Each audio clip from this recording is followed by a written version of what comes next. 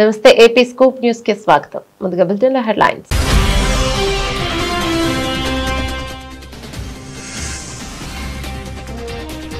నేడు Asia cup final జోరు మీదున్న టీమిండియా, ఒత్తిడిలో పాకిస్తాన్.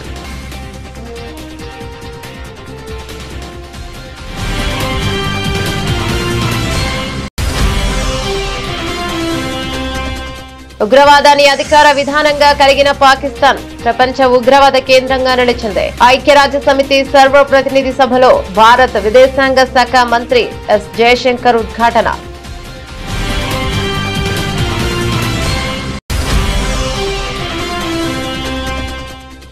ఐ లవ్ మహ్మద్ ప్రచారానికి మద్దతుగా పిలుపునిచ్చిన మతాధికారిని అరెస్ట్ చేసిన పోలీసులు.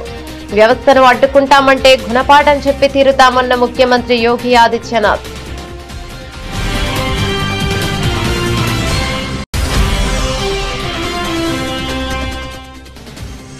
కరూరు తొక్కిసలాటపై కేంద్రం సీరియస్. తమిళనాడు ప్రభుత్వానికి కీలక ఆదేశాలు. ఘటనపై దర్యాప్తునకు ఆదేశం. భద్రతా వైఫల్యాలపై విచారణ.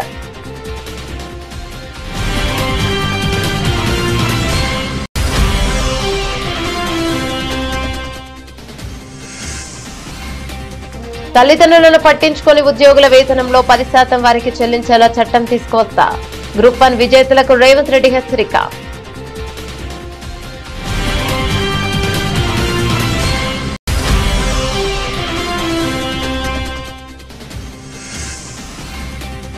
ఎమ్మెల్యేలు గీత దాటొద్దు, సీఎం చంద్రబాబు హెచ్చరిక.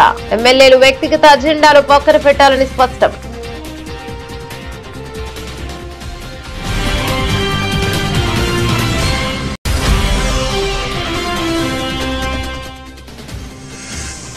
ప్రజల చేతికి కాంగ్రెస్ బాకీల చిట్టా. కాంగ్రెస్ మోసాలపై బీఆర్ఎస్ పోరాటం చేస్తుందన్న మాజీ మంత్రులు హరీష్ రావు, కేటీఆర్.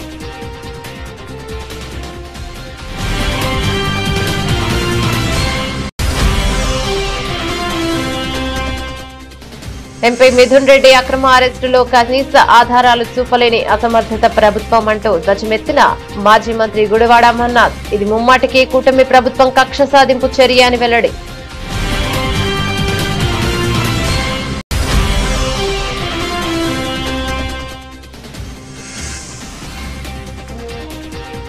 బీసీ రిజర్వేషన్లు అడ్డుకోవద్దు, మంత్రి పొన్నం ప్రభాకర్ విజ్ఞప్తి.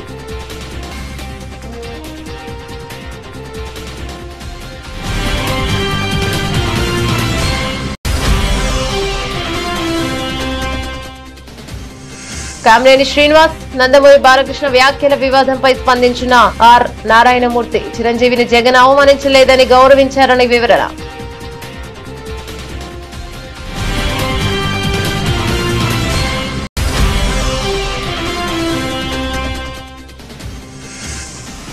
మిరాయ్ దసరా కానుక టికెట్ ధరలు తగ్గిస్తూ కీలక ప్రకటన.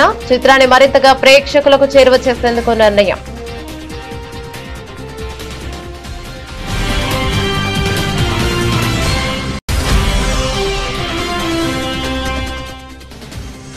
T20 క్రికెట్ లో పెను సంచలనం. విండీస్ ను ఓడించి చరిత్ర సృష్టించిన నేపాల్ 19 పరుగుల తేడాతో చారిత్రక విజయం నమోదు.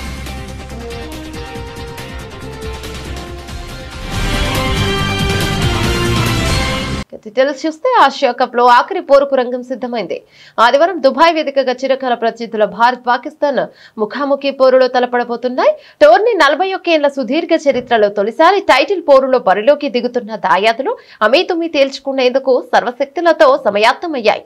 ఇక ఇప్పటికే 2 సార్లు పాక్ ను పాతరేసిన భారత్ ముచ్చటగా 3వసారి మట్టి కనిపించాలన్న పట్టుదలతో ఉంది. పరాజయాలకు ప్రతీకారం కోసం పాక్ కథన కుతాహలంతో ఉన్నది. పహల్గా ఉగ్రదాడి తర్వాత ఇరు దేశాల మధ్య తీవ్ర ఉద్రిక్తత పరిస్థితుల నేపథ్యంలో ఆసియా పోరు ప్రతిష్టాత్మకంగా మారింది. పాక్ పై తమ ఆధిపత్యాన్ని కొనసాగించేందుకు భారత్ కసితో ఉంటే తమదైన రోజున ఎంతటి ప్రత్యర్థినైనా ఓడిస్తామని పాక్ బీరాలు పలుకుతోంది. ఆసియా కప్ ను ఇప్పటికే షేక్ హ్యాండ్ కు ఉదుపు కుదుపుగా హరీస్ రవూఫ్, ఫహాన్ రెచ్చగొట్టే విన్యాసాలు పుండు మీద కారం చల్లినట్లు ఉంది. అసలు పాక్ తమకు ప్రత్యర్థి కాదని కెప్టెన్ సూర్యకుమార్ తీసి పారేయగా ధీటైన బదులు ఇస్తామని ప్రత్యర్థి సవాలు విసురుతుంది. ఈ నేపథ్యంలో సండే బ్లాక్ బాస్టర్ దసరా ధమాకాగా మారనుంది. ఉగ్రవాదాన్ని అధికార విధానంగా కలిగిన పొరుగు దేశం ప్రపంచ ఉగ్రవాద కేంద్రంగా నిలిచిందని విదేశాంగ మంత్రి ఎస్ జయశంకర్ చెప్పారు. ఉగ్రవాదాన్ని ఏమాత్రం ఉపేక్షించరాదని, ఉగ్రవాదులకు ఆర్థిక సాయం అందకుండా చూడాలని ఆయన ఐక్యరాజ్య సమితి సర్వ ప్రతినిధి సభలో ప్రసంగిస్తూ చెప్పారు. ఉగ్రవాద మూలాలను ఉమ్మడిగా పెకిలించి వేయాలని ఆయన ప్రపంచ దేశాలకు పిలుపునిచ్చారు. పహల్గామ్ లో ఉగ్రవాదులు పాశవిక దాడి జరిపారని, ప్రతిగా భారత్ పాక్ లోని ఉగ్రవాద శిబిరాలను ధ్వంసం చేసిందని చెప్పారు. గాజాలో శాంతి నెలకొనాలని, దీనికోసం భారత్ సహకరిస్తోందన్నారు. ఇదిలా ఉండగా ఆపరేషన్ సింధూర్ వేళ కాల్పుల విరమణ విషయంలో మూడో దేశం ప్రమేయం లేదని, మూడో వ్యక్తి ప్రమేయం అంతకన్నా లేదని భారత్ ఐరాస వేదికగా స్పష్టం చేసింది. ఈ మేరకు ఐరాసలో భారత శాశ్వత మిషన్ తొలి కార్యదర్శి పటేల్ గెహ్లత్ కీలక ప్రకటన చేశారు. మే 9వ తేదీ వరకు భారత్ పై కాల్పులకు పాల్పడుతూ పాక్ బెదిరింపు ధోరణిని ప్రదర్శించింది. కానీ మే 10న భారత్ తో పాక్ సైన్యం కాలబేరానికి వచ్చింది. అయితే పాక్ ప్రధాని తమ దేశంలో ధ్వంసమైన రన్వేలు తమ విజయమని భావిస్తే వారు ఆనందించవచ్చు అని ఎద్దేవా చేశారు. India has confronted this challenge since independence, having a neighbor that is an epicenter of global terrorism.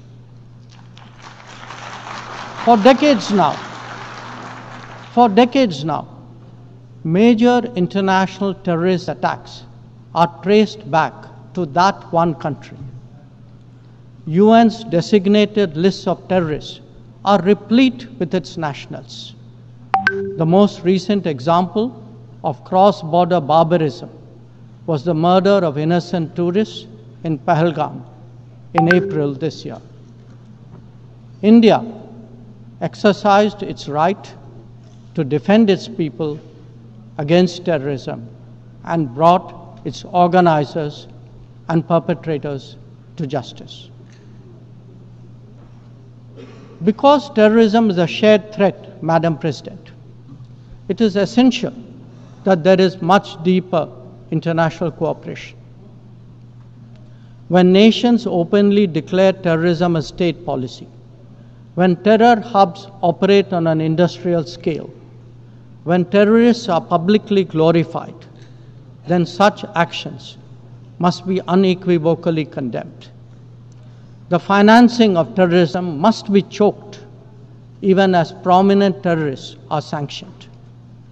Relentless pressure must be applied on the entire terrorism ecosystem. Those who condone nations that sponsor terror will find that it comes back to bite them. Bharat approaches the contemporary world guided by three key concepts. One, Atmanirbharta or self-reliance. That means developing our own capabilities, building our own strengths, and nurturing our own talent. We see its results already, be it in manufacturing, in space programs, in pharma production, or in digital applications. Make, innovate, and design in India also benefit the world.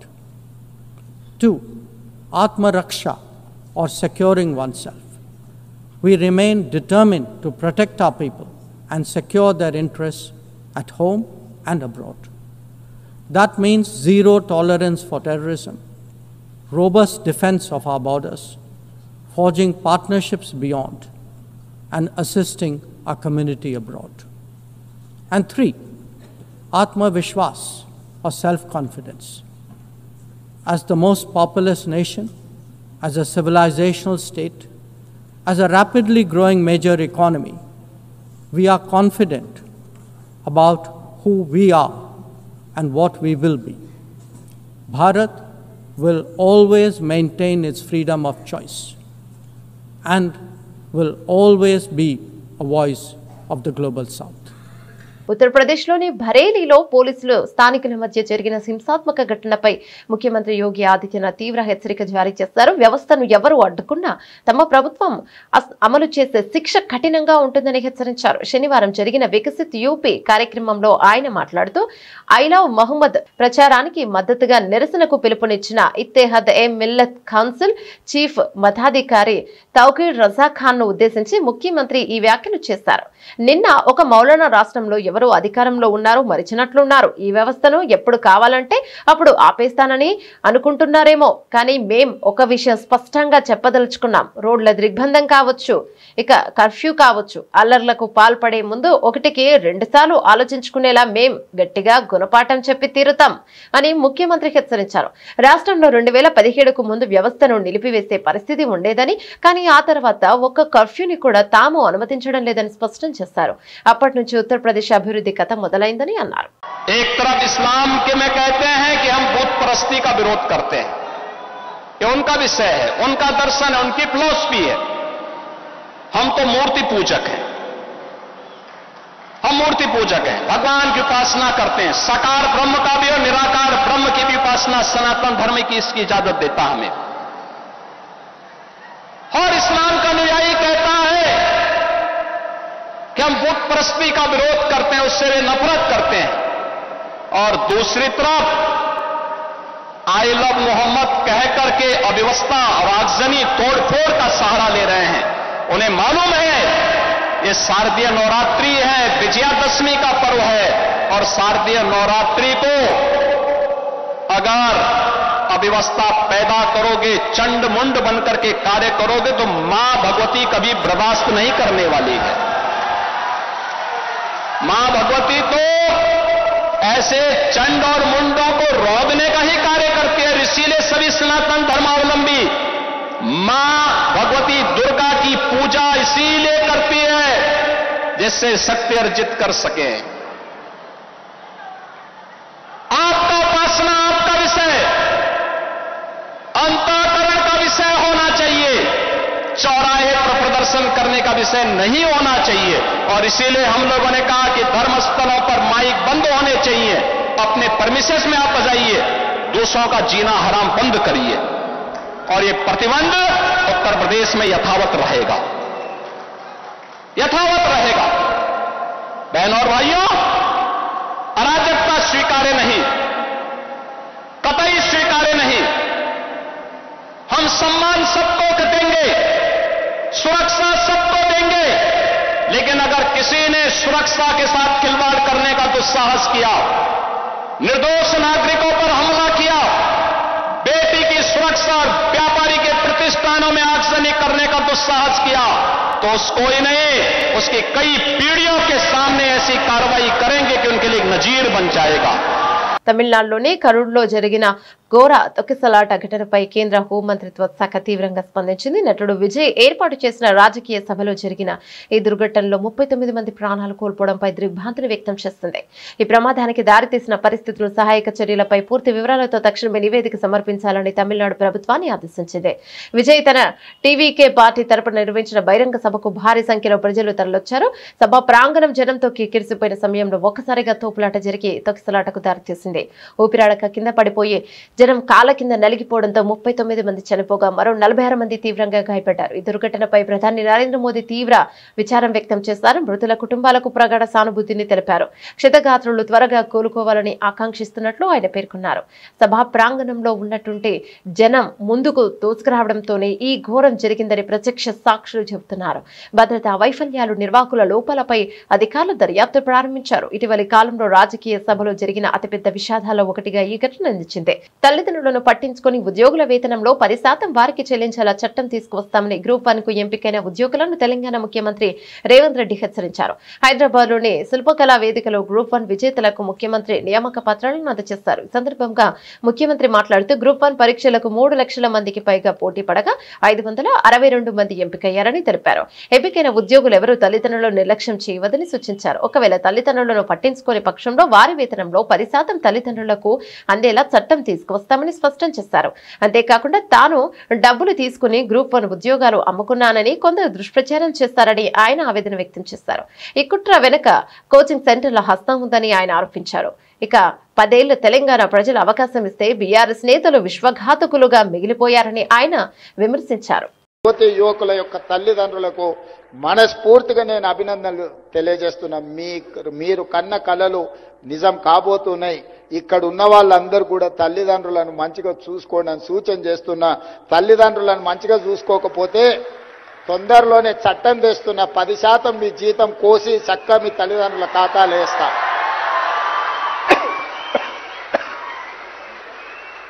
మీ భవిష్యత్తు కోసమే సర్వం ఒడ్డి మీకోసమే సర్వం త్యాగం చేసిన తల్లిదండ్రులను గుండెల్లో పెట్టి చూసుకొని భుజాల మీద పోయాల్సిన బాధ్యత మీదే.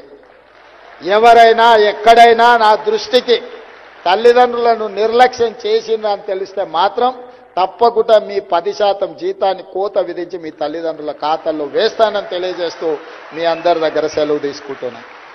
డబుల్ ఇంజిన్ సర్కార్ ఉంది కాబట్టి 15 నెలల్లో ఇన్ని కార్యక్రమాలు చేయగలిగాం. ప్రధాని మోదీ, పవన్ కళ్యాణ్ సహకారంతో ఈ ప్రభుత్వం ఒక టీంలా పనిచేస్తోంది. ఈ టీంలో ఏ ఒక్కరు తప్పు చేసినా, విఘాతం కలిగించేలా వ్యవహరించినా రాష్ట్రానికే నష్టం జరుగుతోంది. ఎమ్మెల్యేలు వ్యక్తిగత అజెండాలు పెట్టుకుని మాట్లాడితే అభివృద్ధి లక్ష్యానికి ఆటంకం కలుగుతుంది. ఈ విషయాన్ని ప్రతి ఒక్కరూ గుర్తుంచుకోవాలి అని ముఖ్యమంత్రి చంద్రబాబు కూటమి ఎమ్మెల్యేలకు స్పష్టమైన సందేశాన్ని ఇచ్చారు. శాసనసభలో నేడు సూపర్ 6 ఇతర మేనిఫెస్టో హామీల అమలుపై జరిగిన చర్చలో ఆయన పవర్ పాయింట్ ప్రెజెంటేషన్ ద్వారా ప్రభుత్వ ప్రగతిని వివరించారు. దీపం 2.0 పథకం ద్వారా ఏడాదికి 3 సిలిండర్లు ఉచితంగా అందిస్తున్నామని, ఇప్పటి వరకు 2.66 కోట్ల సిలిండర్లు పంపిణీ చేశామని తెలిపారు. దీపం 2 కింద 3 గ్యాస్ సిలిండర్లు ఉచితంగా ఇస్తున్నాం. అక్టోబర్ 31న 2024లో సూపర్ 6 పేరుతో లాంచ్ చేశాం. ఈరోజు మీరు చూస్తే ప్రతి నెల ఎవరు డ్రా చేసుకుంటారో వారి అకౌంట్లో నేరుగా డబ్బులు వేసే మార్గాన్ని తీసుకొచ్చాం.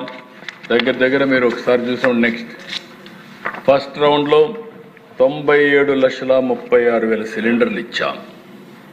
764 కోట్ల రూపాయల సబ్సిడీ రిలీజ్ చేశాం. రెండో రౌండ్లో ఏప్రిల్ 25 నుంచి జూలై 25 వరకు 790 కోట్ల రూపాయలు ఖర్చు పెట్టాం. 93,82,000 సిలిండర్లు ఇచ్చాం.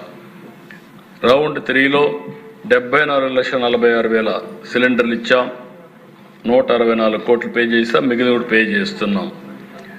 2.66 కోట్ల సిలిండర్లు రీఫిల్ చేశాం. 1,05,00,000 హౌస్ హోల్డ్స్కి ఇచ్చాం.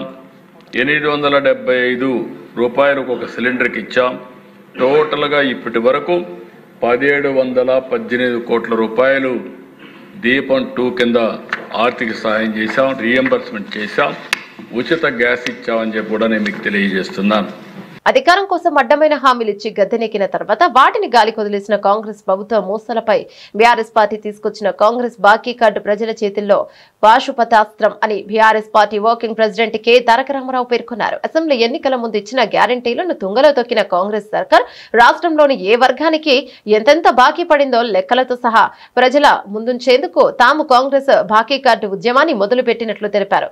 జూబ్లీహిల్స్ ఉప ఎన్నిక, స్థానిక సంస్థ ఎన్నికల ప్రచారానికి వచ్చే కాంగ్రెస్ నేతలను బాకీ కార్డు చూపించి నిలదీయాలని ప్రజలకు విజ్ఞప్తి చేశారు. రాష్ట్రంలోని ప్రతి ఇంటికి తలుపు తట్టి కాంగ్రెస్ బాకీల బండారాన్ని ప్రజలకు వివరిస్తామని స్పష్టం చేశారు. కాంగ్రెస్ ఇచ్చిన గ్యారంటీ కార్డుకు విరుగుడే ఈ బాకీ కార్డు అని స్పష్టం చేశారు. తెలంగాణ భవన్ లో మాజీ మంత్రులతో కలిసి బాకీ కార్డు సపోర్టును కేటీఆర్ విడుదల చేశారు. ఈ సందర్భంగా ఆయన మాట్లాడుతూ కాంగ్రెస్ చేసిన మోసాలే నేడు ప్రజల చేతుల్లో పాశుపదాస్త్రాలుగా మారాయని అన్నారు. రాబోయే పంచాయతీ జూబ్లీహిల్స్ ఉప ఎన్నికలో ఆ పార్టీకి తగిన బుద్ధి చెప్పాలని ప్రజలకు పిలుపునిచ్చారు. రేవంత్ రెడ్డి గారు కూడా ఆ రోజు గ్యారంటీ కార్డుల కంటే కూడా రెచ్చిపోయి చెప్పిండు. అవ్వకిస్తాం, కోడలికి ఇస్తామన్నాడు. ఇద్దరికీ పెన్షన్ ఇస్తామన్నారు. రైతుకి ఇస్తాం, కౌలు రైతుకు ఇస్తాం, ఇద్దరికీ ఇస్తామన్నాడు. ఎన్నికల ముందేమో రజనీకాంత్ లెక్క మాట్లాడిండు. ఎన్నికలు అయినాక రేవంత్ రెడ్డి గజనీకాంత్ లాగా మారిపోయింది. ఈరోజు ఇవాళ ఇప్పుడు అన్ని కటింగ్లే, ఏది చూసినా కటింగ్లే పెడుతుండు. ఎట్లా ఉందంటే చీఫ్ మినిస్టర్ అంటే చీఫ్ మినిస్టర్ రేవంత్ రెడ్డి కాదిన cutting minister, cutting master Revanth Reddy అయిపోయింది. ఈయన చీఫ్ మినిస్టర్ రేవంత్ రెడ్డి కాదు, కటింగ్ మాస్టర్ రేవంత్ రెడ్డి. 2 రకాల కటింగ్లు. ఒకటేమో కేసీఆర్ గారు ప్రభుత్వం ప్రారంభించిన మంచి పనులు, బీఆర్ఎస్ ప్రభుత్వం చేపట్టినటువంటి కార్యక్రమాలకు, భవనాలకు కానీ, ఆసుపత్రులకు కానీ, స్కూళ్ళకు కానీ, కాలేజీలకు కానీ, ఫ్లైఓవర్లకు కానీ, బ్రిడ్జిలకు కానీ, ఎస్టీపీలకు కానీ రిబ్బన్ కటింగ్ చేస్తుడు పోయి. ఒకటేమో రిబ్బన్ కటింగ్, ఇంకోటేమో కేసీఆర్ గారు ప్రారంభించిన మంచి పథకాలు ఉంటే వాటిలో కటింగ్ పెట్టుడు. Like Kalyana Lakshmi cutting, KCR kit cutting, nutrition kit cutting, CM breakfast స్కీమ్కు కటింగు, ఫీజు రియంబర్స్మెంట్కు కటింగు, బతుకమ్మ చీరలకు కటింగు, దళిత బంధు కటింగు, అన్ని కటింగులు పెట్టుడు. అయితే రిబ్బన్ కటింగు లేకపోతే సంక్షేమ పథకాలకు కటింగు. ఇంతకు మించి రేవంత్ రెడ్డి చేసిన ఏముంది? కాంగ్రెస్ మోసమే ఇవాళ తెలంగాణ ప్రజల చేతుల్లో ఒక పాశుపతాస్త్రం. కాంగ్రెస్ చేసిన దోకానే మీకు సరైన మోకానిచ్చింది. ఇప్పుడు పంచాయతీ ఎన్నికల్లో అట్లాగే జూబ్లీ హిల్స్ ఎన్నికల్లో మీకు బ్రహ్మాండమైన మోకా కూడా ప్రజలకు దక్కింది. అది చెప్పడానికే ఇవాళ ఈ బాకీ కార్డు, ఏ వర్గానికి కాంగ్రెస్ ప్రభుత్వం ఎంత బాకీ పడ్డది, ఏ వర్గం ఎంత ఇవాళ కాంగ్రెస్ నుంచి నిగ్గదీసి ఖచ్చితంగా అడిగి తీసుకోవాలనే విషయం గుర్తు చేయడానికే ఈ బాకీ కార్డులకు రూపకల్పన చేయడం జరిగింది. ఈ కార్డులు రేపటి నుంచి ఇంటింటికి, రాష్ట్రంలోని ప్రతి ఇంటికి తీసుకొచ్చే కార్యక్రమాన్ని, తీసుకొని పోయే కార్యక్రమాన్ని బీఆర్ఎస్ పార్టీ సైనికులు, కేసీఆర్ గారి సైనికులు రేపు పొద్దున్న నుంచే చేస్తాం. పెద్ద స్థాయి నాయకులు, రాష్ట్ర స్థాయి నాయకుల నుంచి మొదలు పెడితే క్షేత్రస్థాయి నాయకుల దాకా, కార్యకర్తల దాకా, గ్రామ స్థాయిలో, వార్డు స్థాయిలో అందరం కూడా మరి ఇదే మీ చేతుల్లో ఉండే అస్త్రంగా రేపటి నుంచి దీన్ని మీరు ఇంటింటికి తీసుకొని పోవాలని చెప్పి నేను హృదయపూర్వకంగా కోరుతా ఉన్నా. ఎన్నికల్లో గెలవడం కోసం అడ్డగోలు హామీలు ఇచ్చి వాటిని 100 రోజుల్లో అమలు చేస్తామని బాండ్ పేపర్లు రాసిచ్చి ఇవాళ మోసమే కాంగ్రెస్ నైజంగా మళ్ళొక్కసారి తేలిపోయింది. కాబట్టి 100 రోజులు కాదు 700 రోజులైనా కూడా ఈ ప్రభుత్వం హామీలు నిలబెట్టుకునే పరిస్థితి లేదు. కాబట్టే ఈ బాకీ కార్డును మనం తయారు చేసి ఇంటింటికి పంపుతా ఉన్నాం. ఎన్నికల్లో ఇచ్చిన హామీలను అమలు చేయలేక వాటి నుంచి ప్రజల దృష్టిని మార్చడానికి కూటమి ప్రభుత్వం వైఎస్ఆర్సీపీ నేతల అక్రమ అరెస్టులకు పాల్పడుతోందని మాజీ మంత్రి గుడివాడ అమర్నాథ్ ఆగ్రహాన్ని వ్యక్తం చేశారు. లిక్కర్ కేసులో ప్రభుత్వం అక్రమంగా అరెస్టు చేసిన ఎంపీ మిథున్ రెడ్డిని రాజమండ్రి కేంద్ర కారాగారంలో పరామర్శించిన అనంతరం మీడియాతో మాట్లాడుతూ ఎలాంటి ఆధారాలు లేకపోయినా ఎంపీ మిథున్ రెడ్డిని అరెస్టు చేసి 65 రోజులు జైల్లో ఉంచడంపై మండిపడ్డారు. ప్రభుత్వం చేస్తున్న ఈ కక్ష సాధింపు చర్యలకు తగిన మూల్యం చెల్లించుకోక తప్పదని హెచ్చరించారు. పార్లమెంట్ సభ్యులైనటువంటి మిథున్ రెడ్డి గారిని అక్రమంగా పెట్టినటువంటిది ఒక ఫ్యాబ్రికేటెడ్ కేసులో దాదాపు 65 పైచిలకు రోజులుగా సెంట్రల్ జైల్లో, రాజమండ్రి సెంట్రల్ జైల్లో వారిని రిమాండ్ లో పెట్టినటువంటి విషయం మీ అందరూ కూడా చూస్తా ఉన్నారు.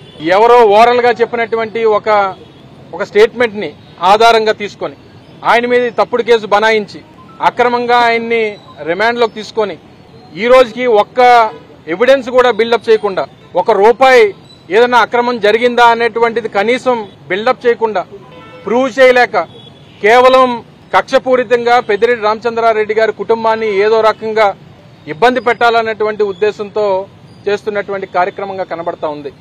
సహజంగా ఒక కేసు బనాయించాలన్నా, ఆ కేసులో ఎవరన్నా ముద్దాయిలుంటే వారిని శిక్షించాలన్నా కనీసం ఏదో ఒక ఆధారం అనేటువంటిది ఆ డిపార్ట్మెంట్ కి, కన్సర్న్డ్ ఇన్వెస్టిగేషన్ ఏజెన్సీ ఏదైతే ఉందో ఆ ఏజెన్సీకి కనీసం ఆధారాలు అనేటువంటి దొరకాలి. ఇప్పుడే వారితో మాట్లాడాం. వారు చాలా ధైర్యంగా ఉన్నారు. పార్టీ క్యాడర్ గానీ, పార్టీ కార్యకర్తలకు గానీ నేను ధైర్యంగా ఉన్నాననేటువంటి విషయాన్ని కూడా వారు చెప్పమన్నారు. ఏ తప్పు చేయనటువంటి దానికి నేను శిక్ష అనుభవించినప్పటికీ పార్టీ కోసం నేను అన్ని భరిస్తాను, ఏ రకమైనటువంటి ఇబ్బంది లేదు అనేటువంటి మాట కూడా వారు చాలా ధైర్యంగా చెప్పడం జరిగింది. వారిని గత 5 సంవత్సరాలు 2019-24 మధ్యలో వారి కంపెనీలకు సంబంధించి గానీ, వారి పర్సనల్ అకౌంట్స్ కి సంబంధించి గానీ అన్ని రికార్డ్స్ అడిగారు, అన్ని బ్యాంక్ స్టేట్మెంట్స్ అడిగారు, వారు ప్రొడ్యూస్ చేశారు. లేదు 2019-24 కాదు 2014 నుంచి ఇవ్వండి రికార్డ్స్ అని అడిగారు, అవి ప్రొడ్యూస్ చేశారు.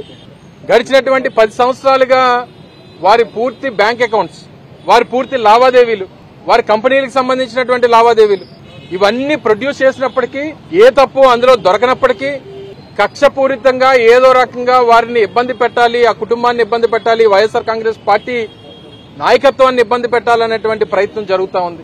ఎవరైతే ఈ ఓరల్ గా పలానా వాళ్ళు అని పేరు చెప్పినటువంటి వారేమో బయట ఉన్నారు. ఈ రోజు శిక్ష ఏదైతే ఈ రోజు రిమాండ్ లో ఉన్నటువంటి వారేమో, ఏ తప్పు చేయనటువంటి వారేమో లోపల ఉన్నారు. కేవలం పేర్లు చెప్పినందుకు వారు బయట తిరుగుతూ ఉన్నారు. ఈరోజు అధికారంలో ఉన్నటువంటి పార్టీ వారు కొమ్ము కాస్తా ఉంది. అన్ని రకాలుగా కూడా వారు ఈ రోజు బయట తిరిగేటువంటి అవకాశం, వారు స్వేచ్ఛగా వారికి చెప్పినట్టు ఎవరో 4 పేర్లు చెప్పేస్తే, ఒక గుడివాడ అమర్నాథ్ పేరో లేకపోతే ఇంకొకరి పేరో చెప్పేస్తే మేము బయట తిరగొచ్చానంటే ఏదో సాక్ష్యం చెప్పించేయడం, వాళ్ళు ఇచ్చినటువంటి స్టేట్మెంట్ ఆధారంగానే మాలాంటి వాళ్ళందరినీ అరెస్టులు చేసేయడం. ఇది ఈ రోజు రాష్ట్రంలో జరుగుతున్నటువంటి ఒక ప్రక్రియ. ఈరోజు రాష్ట్రంలో ఉన్నటువంటి కూటమి ప్రభుత్వానికి ఏదన్నా ఇష్యూ, వారి ప్రభుత్వానికి వ్యతిరేకంగా ఏదన్నా ఇష్యూ వస్తే ఆ ఇష్యూని డైవర్ట్ చేయడానికి ఏదో ఒక ఇష్యూని అందుకుంటారు. అది లిక్కర్ కేసు అంటారు, లేకపోతే లడ్డు అంటారు, లేకపోతే తిరుపతి లడ్డు అంటారు, లేకపోతే రకరకాలైనటువంటి ఇష్యూస్. యూరియా ఇష్యూ బయటకు వస్తే ఒక డైవర్షన్, విజయవాడ ఫ్లడ్స్ వస్తే ఒక డైవర్షన్. ఇలా వారి డైవర్షన్ కావాల్సినటువంటి ప్రతి సమయంలో ఎవరొకరి మీద కేసు పెట్టడం, వాళ్ళని ఇరికించడం, వాళ్ళని బంధించడం, ప్రజల తాలూకా ఉద్దేశాన్ని బీసీలకు 42% రిజర్వేషన్లు పెంచుతూ ప్రభుత్వం జారీ చేసిన జీవోకు వ్యతిరేకంగా న్యాయపరమైన సమస్యలు సృష్టించి బలహీన వర్గాల నోటికాడి ముద్ద లాగొద్దని బీసీ సంక్షేమం రవాణా శాఖ మంత్రి పొన్నం ప్రభాకర్ కోరారు. బీసీలకు రిజర్వేషన్లు ఇవ్వడం వల్ల ఎస్సీ ఎస్టీలకు రాజ్యాంగబద్ధంగా వచ్చిన రిజర్వేషన్లకు ఎలాంటి ఇబ్బందులు ఉండవన్నారు. గతంలో ఆర్థికంగా వెనుకబడిన వర్గాలకు ఈడబ్ల్యూఎస్ కేంద్రం 10% రిజర్వేషన్లు ఇచ్చినప్పుడు ఎవరు వ్యతిరేకించలేదని అన్నారు. ఒకవేళ రాష్ట్రాలు పంపిన ప్రతిపాదనలు గవర్నర్ రాష్ట్రపతి దగ్గర పెండింగ్ లో ఉంటే ఆ ప్రతిపాదనల్ని అమలు చేసుకోవచ్చని ఇటీవల తమిళనాడు కోర్టు తీర్పుపై సైతం ఇదే విషయాన్ని స్పష్టం చేసిందని గుర్తు చేశారు. గవర్నర్లు రాష్ట్రపతిలు ఒకవేళ రాష్ట్రాల ప్రతిపాదనలు పెండింగ్ లో ఉంటే ఇటు టీమ్స్ వాటిని అమలు చేసుకోవచ్చు అనేటువంటి చెప్పిన దాని ప్రకారంగా ఆ ప్రియాంబుల్ ప్రకారంగా ఇవాళ రాష్ట్ర ప్రభుత్వం తెలంగాణ గెజిట్ నెంబర్ ఆ చట్టం 3-4 ప్రకారంగా 42% రిజర్వేషన్లకు సంబంధించి చట్టాన్ని జీవో తీసుకొచ్చడం జీవో నెంబర్ 9 ద్వారా. నేను కొంతమందిని కోరుతా ఉన్నా, మేము ఎవరిని ఈడబ్ల్యూఎస్ 10% ఇచ్చినాడు ఎవరు వ్యతిరేకించలే, అందరికీ న్యాయం జరగాలని కోరుకుంటా ఉన్నాం. ఇందులో రాజ్యాంగబద్ధంగా ఉన్నటువంటి ఎస్సీల రిజర్వేషన్లకు ఎక్కడ ఇబ్బంది జరగదు, రాజ్యాంగబద్ధంగా ఉన్న ఎస్టీలకు ఎక్కడ రిజర్వేషన్ ఇబ్బంది కలగదు, కేంద్ర ప్రభుత్వం ఇచ్చిన 10% ఈడబ్ల్యూఎస్ కూడా ఇబ్బంది జరగదు. మా హక్కు కోసం మేమేదో ప్రాధాయపడి ప్రభుత్వం రాహుల్ గాంధీ గారి మాట ప్రకారంగా గౌరవ ముఖ్యమంత్రి రేవంత్ రెడ్డి గారి ప్రజాపాలన ప్రభుత్వం నిర్ణయం తీసుకుంటే ఆ నోటిగాడి ముద్దను కొట్టే ప్రయత్నం జరుగుతుంది. దయచేసి నేను కోర్టులకు ఎదులొద్దనను, న్యాయస్థానాల పట్ల గౌరవం ఉంది. కానీ ఇప్పటికే తమిళనాడులో కూడా 69% రిజర్వేషన్ జరుగుతుంది. కొత్త కాదు, ఎవరి హక్కును గుంజుకుంటున్నది కాదు. కాబట్టి వారందరికీ మరొకసారి తెలంగాణ ప్రభుత్వం పక్షాన బలహీన వర్గాల బిడ్డగా, బలహీన వర్గాల మంత్రిగా ప్రజాస్వామ్యంలో ఆనాడు తెలంగాణకు సకల జనులు ఎట్లా కొట్లాడుకున్నారో ఇవాళ ప్రభుత్వం ఇస్తున్న ఈ యొక్క 42% రిజర్వేషన్ కాపాడుకునే బాధ్యత తెలంగాణ సమాజం మీద ఉన్నది. ఏపీ అసెంబ్లీలో కొందరు పెద్దలు చేసిన వ్యాఖ్యల పట్ల మెగాస్టార్ చిరంజీవి స్పందించిన తీరు 100% కరెక్ట్ అని ప్రముఖ నటుడు దర్శకుడు ఆర్ నారాయణమూర్తి అన్నారు. ఆయన ఎవరూ అవమానించలేదని స్పష్టం చేశారు. గతంలో వైఎస్ జగన్ ముఖ్యమంత్రిగా ఉన్నప్పుడు సినీ పరిశ్రమ సమస్యలపై చర్చించేందుకు జరిగిన సమావేశాన్ని నారాయణమూర్తి గుర్తు చేసుకున్నారు. కరోనా మహమ్మారి కారణంగా పరిశ్రమ భవిష్యత్తు ఏమిటోనన్న ఆందోళన నెలకొన్నప్పుడు చిరంజీవి చొరవ తీసుకుని అప్పటి సీఎం జగన్ తో సమావేశం ఏర్పాటు కృషి చేశారు.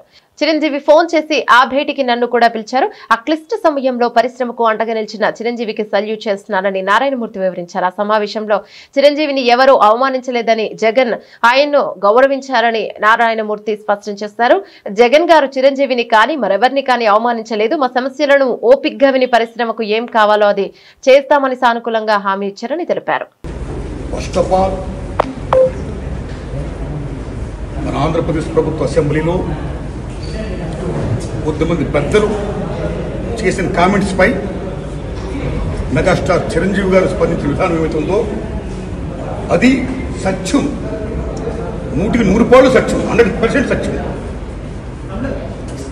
అప్పుడు వైఎస్ జగన్మోహన్ రెడ్డి గారి హయాంలో ఆయన సీఎంగా ఉన్నప్పుడు, పేరు నాని గారు సినిమాటోగ్రఫీ మంత్రిగా ఉన్నప్పుడు ఇండస్ట్రీ నుంచి చిరంజీవి గారితో పాటు చాలా మందిని వారు ఆహ్వానించారు. అందులో నేను కూడా ఒకండి.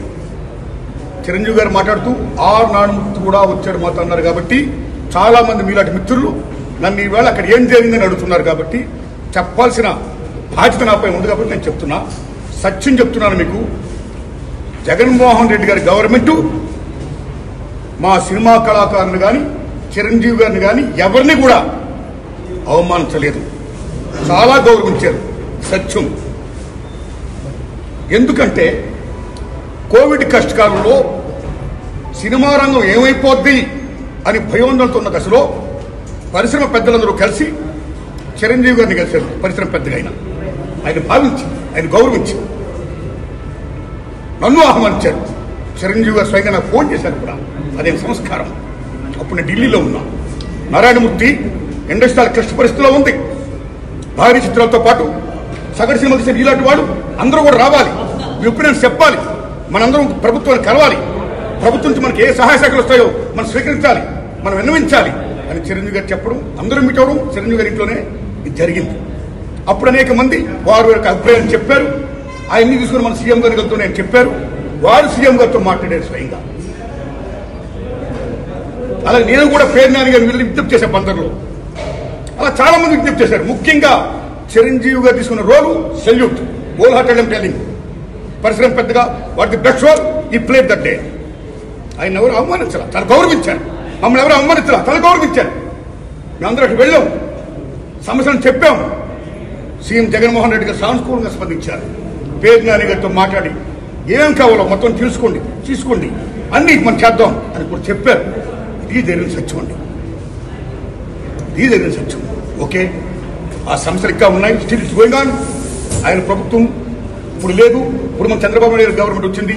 ఇప్పుడు ఈ గవర్నమెంట్ లో ఆనాడు ఎక్కడ ప్రియాంబుల్, గత గవర్నమెంట్ లో ఏ ప్రియాంబుల్ ఉందో, ఏ ప్రజలకి ఏ సమస్యలు ఉన్నాయో, ఏ ఇండస్ట్రీకి, cinema industry, anybody anything else, వాళ్ళకి ఏ సమస్యలు ఉన్నాయో అకార్డింగ్ టు ప్రియాంబుల్ గత ప్రభుత్వంలో ప్రజలు విన్నవించుకున్న విన్నపాలు ఏమైతే ఉన్నాయో ఆ విన్నపాలని ఇప్పుడు, ఆ సమస్యలు ఇప్పుడున్న ప్రభుత్వం చంద్రబాబు నాయుడు హయాంలో నెరవేర్చాలని, దానికి సినిమాటోగ్రఫీ మంత్రి గారు దుర్గేష్ గారు సహకరించాలని, మన తెలుగు ఇండస్ట్రీ నుంచి వెళ్లి ఇవాళ డిప్యూటీ సీఎంగా ఉన్న పవన్ కళ్యాణ్ గారు చొరవ తీసుకోవాలని నేను విజ్ఞప్తి చేస్తూ, మా సమస్యల్ని, మన పరిశ్రమ సమస్యల్ని క్లియర్ చేయాల్సిందిగా మనస్ఫూర్తిగా వారిని కోరుకుంటున్నాం.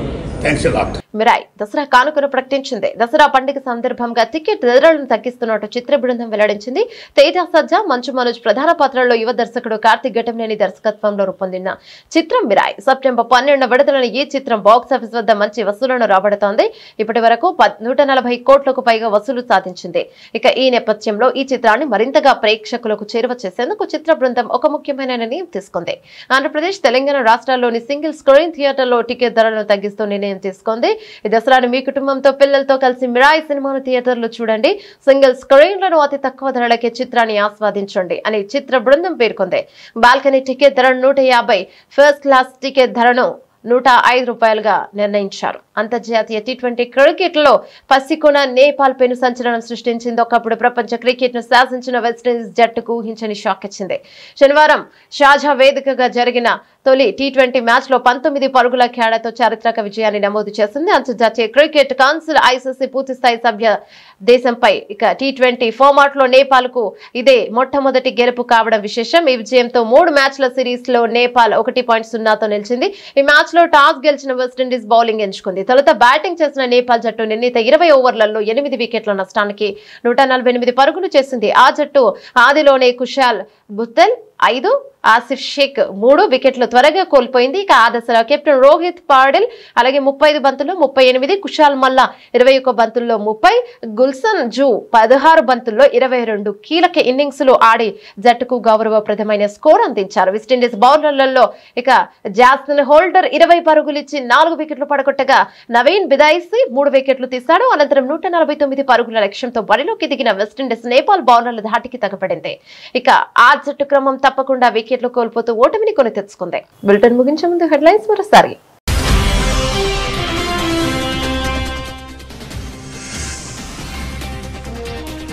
నేడు ఆసియా కప్ ఫైనల్, జోరు మీదున్న టీమిండియా, ఒత్తిడిలో పాకిస్తాన్.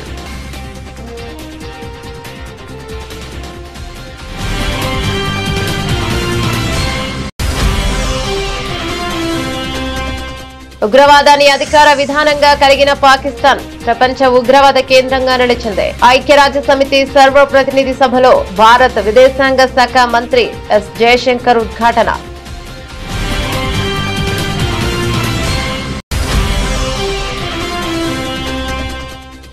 ఐ లవ్ మహ్మద్ ప్రచారానికి మద్దతుగా పిలుపునిచ్చిన మతాధికారిని అరెస్ట్ చేసిన పోలీసులు. వ్యవస్థను అడ్డుకుంటామంటే గుణపాఠం చెప్పి తీరుతామన్న ముఖ్యమంత్రి యోగి ఆదిత్యనాథ్.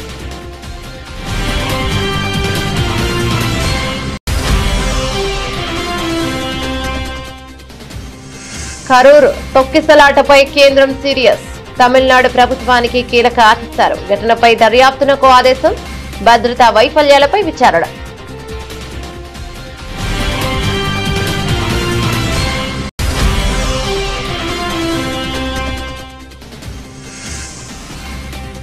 తల్లిదండ్రులను పట్టించుకొని ఉద్యోగుల వేతనంలో 10% వారికి చెల్లించేలా చట్టం తీసుకువస్తా.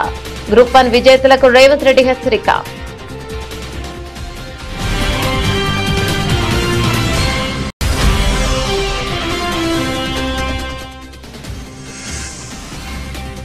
ఎమ్మెల్యేలు గీత దాటొద్దు, సీఎం చంద్రబాబు హెచ్చరిక. ఎమ్మెల్యేలు వ్యక్తిగత అజెండాలు పక్కన పెట్టాలని స్పష్టం.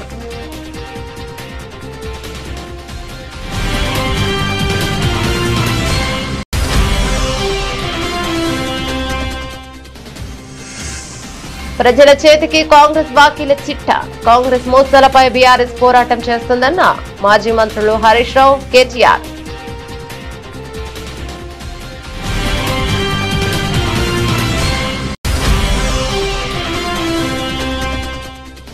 ఎంపీ మిథున్ రెడ్డి అక్రమ అరెస్టులో కనీస ఆధారాలు చూపలేని అసమర్థత ప్రభుత్వం అంటూ ధ్వజమెత్తిన మాజీ మంత్రి గుడివాడ అమర్నాథ్. ఇది ముమ్మాటికి కూటమి ప్రభుత్వం కక్ష సాధింపు చర్య అని వెల్లడి.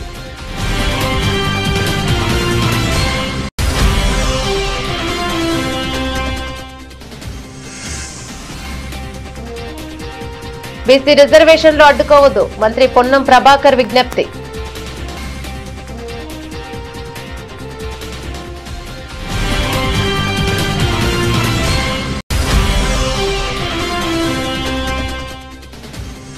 కామినేని శ్రీనివాస్, నందమూరి బాలకృష్ణ వ్యాఖ్యల వివాదంపై స్పందించిన ఆర్ నారాయణమూర్తి. చిరంజీవిని జగన్ అవమానించలేదని గౌరవించారని వివరణ.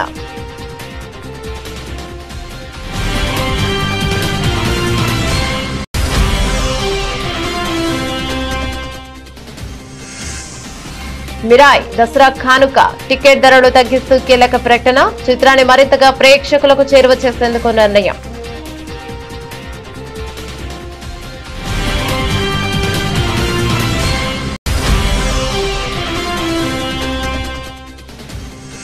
T20 క్రికెట్ లో పెను సంచలనం. విండీస్ ను ఓడించి చరిత్ర సృష్టించిన నేపాల్ 19 పరుగుల తేడాతో చారిత్రక విజయం నమోదు.